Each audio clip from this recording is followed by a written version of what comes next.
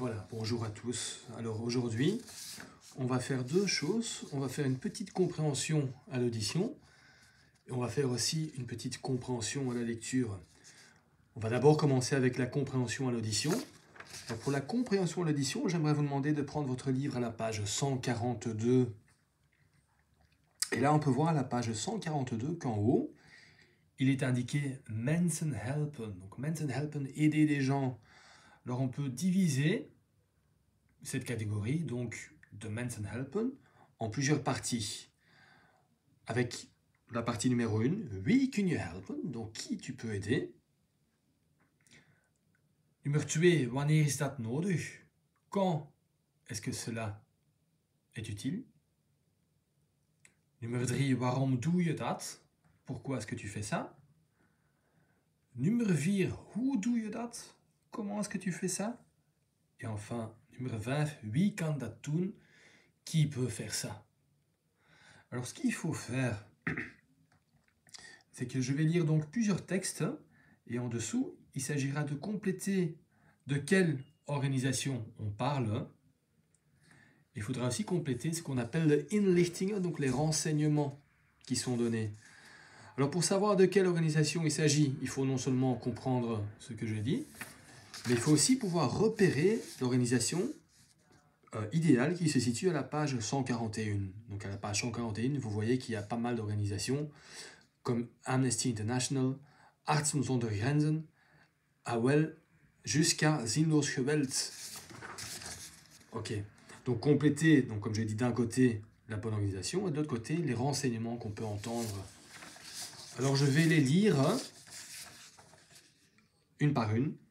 Étant donné que cette vidéo est sur YouTube, vous pouvez donc réécouter autant que vous voulez ce que je dis. Ok, donc la première organisation.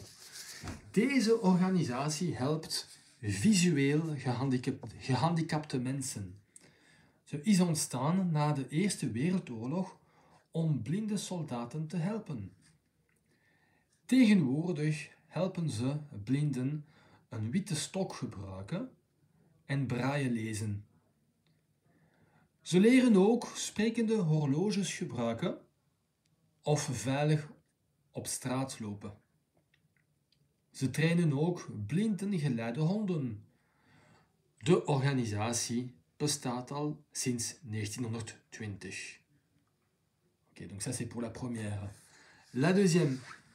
Deze organisatie vervult de wensen van erg zieke kinderen tussen 3 en 18 jaar.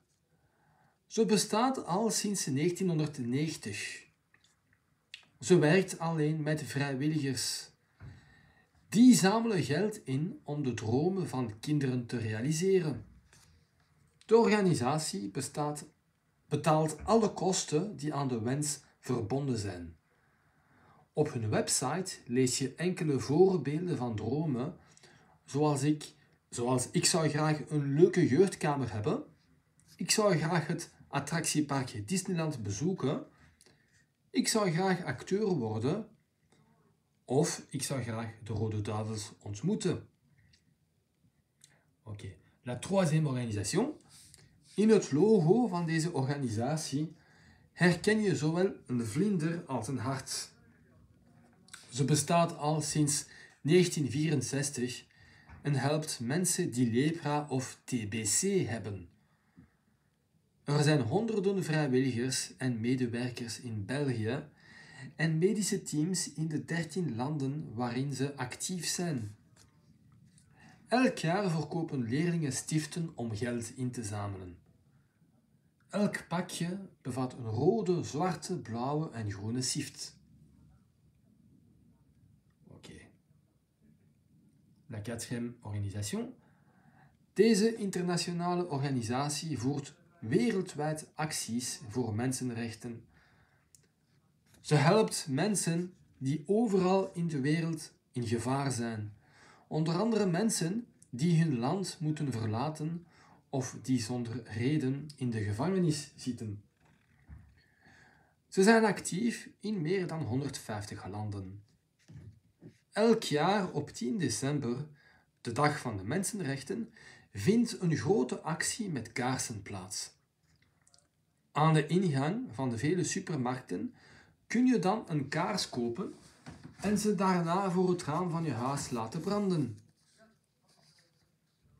Et enfin, la dernière organisation, donc l'organisation numéro 5. Deze organisatie werkt voor de bescherming van de natuur. Ze bestaat sinds 1961 en heeft projecten in meer dan 100 landen. Ze probeert de biodiversiteit te redden en de impact van de mens op de natuur te verminderen. Ze beschermt planten, vissen en zoogdieren, zoals de reuzenpanda's, vogels en reptielen.